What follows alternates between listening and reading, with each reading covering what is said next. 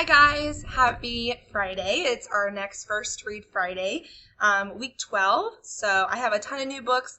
I'm getting books in all the time. Definitely follow me on Instagram. It's at Books with Miss Lewis, BOOKSMISSLEWIS. And you can see all the new books that come in, kind of get first dibs. So it's kind of a little bit cool like that. So the first book I want to share is Miles Morales, Spider-Man. This shouldn't be too new to you guys, but I know that this was super popular last year, so I wanted to remind you I do have it. If you've seen that Spider-Man, the Miles Morales movie, Jason Reynolds, who wrote Long Way Down, wrote this, so amazing. It says Miles Morales is just your average teenager, dinner every Sunday with his parents, chilling out playing old video games with his best friend, crushing on brainy, beautiful poet Alicia. He's even got a scholarship spot at the prestigious Brooklyn Visions Academy. Oh yeah, and he's Spider-Man. But lately, his spidey sense has been on the fritz. When a misunderstanding leads to his suspension from school, he begins to question his abilities. After all, his dad and uncle were Brooklyn Jack boys with criminal records. Maybe kids like Miles are not meant to be superheroes. Maybe he should just take his dad's advice and focus on saving himself. As he tries to get his school life back on track, he can't shake the vivid nightmares that continue to haunt him.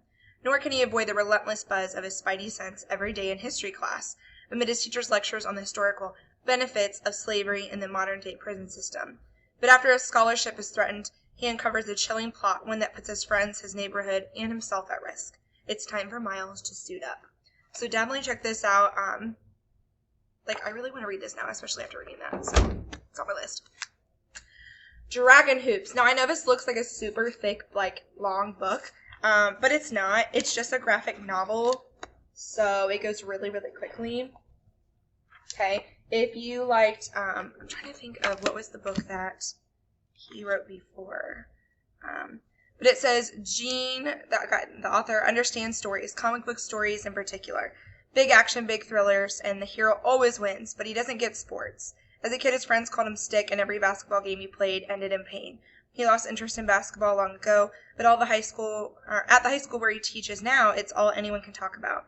The men's varsity team, the Dragons, is having a phenomenal season that's been decades in the making. Each victory brings them closer to their ultimate goal, the California State Championship. Once Gene meets these young all-stars, he realizes that their story is just as thrilling as anything he's seen on a comic book page. He knows he has to follow this epic to its end.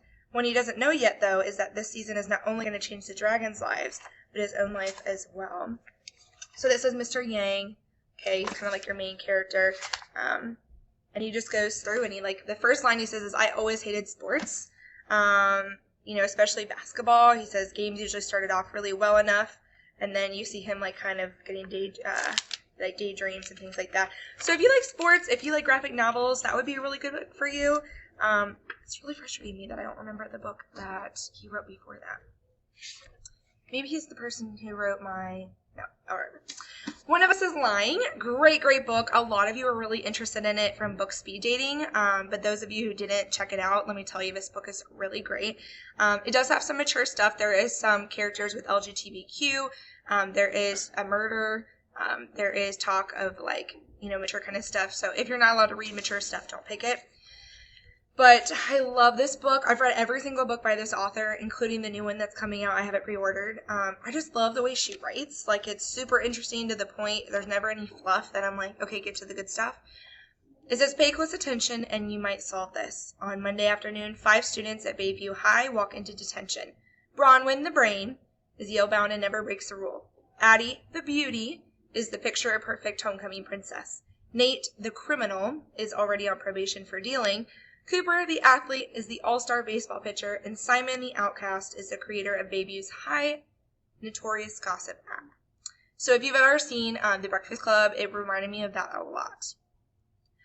Only Simon never makes it out of the classroom. Before the end of detention, he's dead, and according to investigators, his death was not an accident. On Monday, he died, but on Tuesday, he planned to post juicy reveals about all 4 of his high-profile classmates, which makes all 4 of them suspects in his murder. Or are they just the perfect patsies for a killer who's still on the loose? Everyone has secrets, right? What really matters is how far are you willing to go to protect them? It goes back and forth between all the different characters, and I really liked it. It was very suspenseful. It made me want to read it in one day. Good choice. This is a new book. I literally just got it in the mail today. It's called Tigers Not Daughters, and definitely adding this to my list.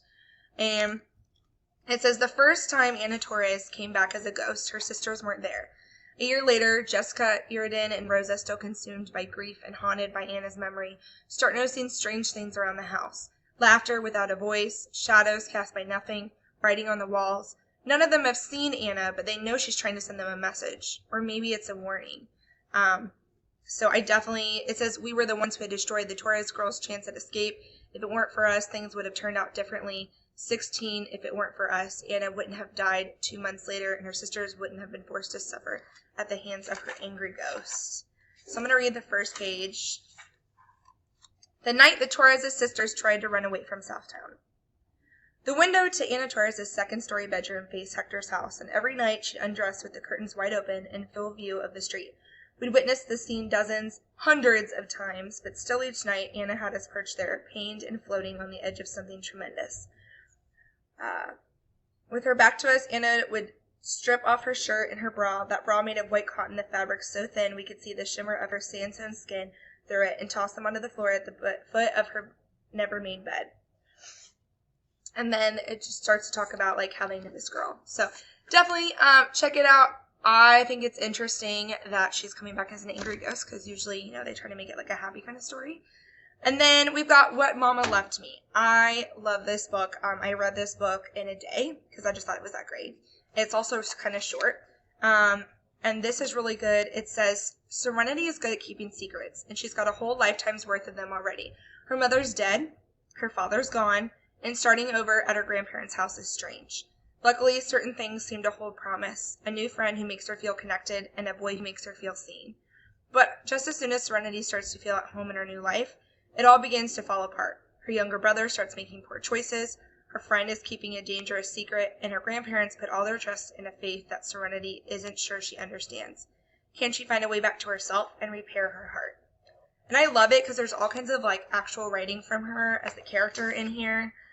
She talks about figurative language in here because she actually ends up liking English class, so.